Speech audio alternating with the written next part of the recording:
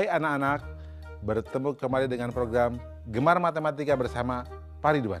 Ingat, belajar matematika bersama Pak Ridwan membuat matematika menjadi lebih mudah. Anak-anak, Bapak sedang menggunakan pakaian dari Kalimantan Utara. Biasanya ini rompinya dari bahan kulit kayu. Tapi sekarang Bapak modifikasi jadi bentuknya seperti ini. Anak-anak, sekarang kita akan belajar tentang sudut. Kalian sudah lihat kan tayangan tadi?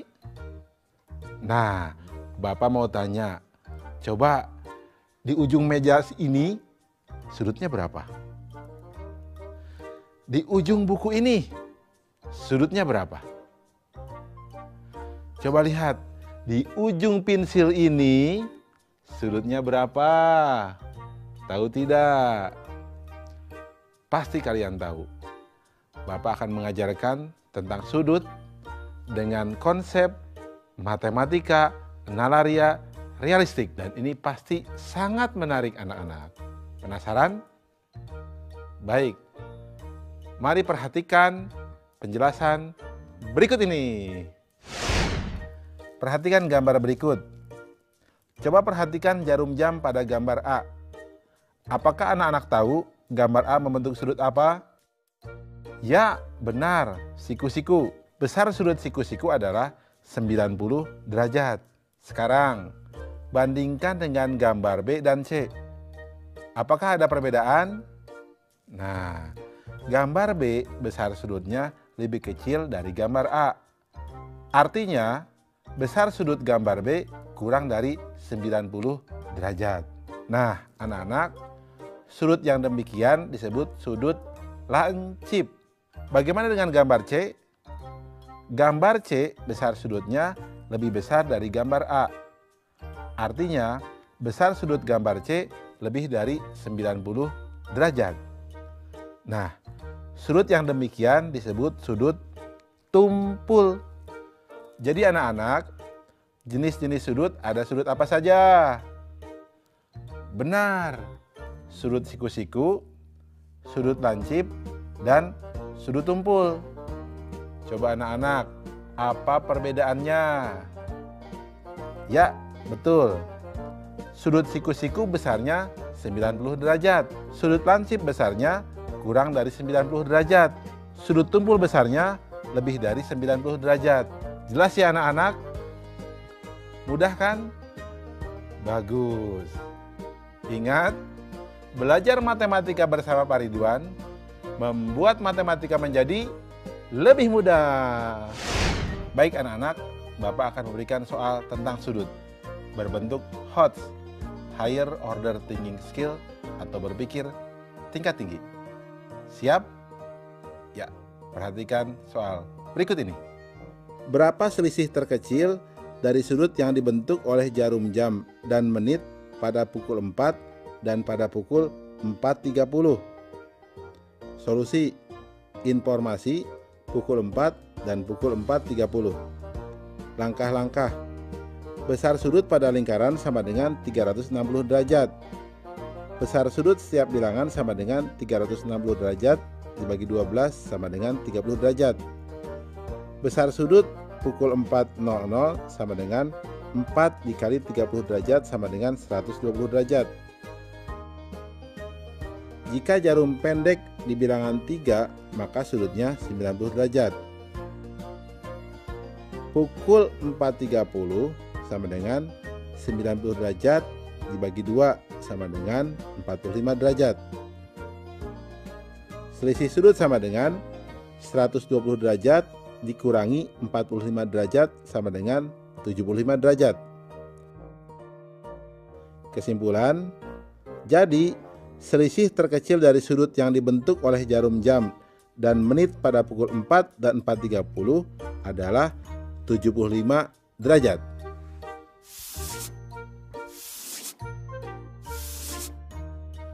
Mudah ya anak-anak ya? Belajar matematika bersama Pak Ridwan membuat matematika menjadi lebih mudah.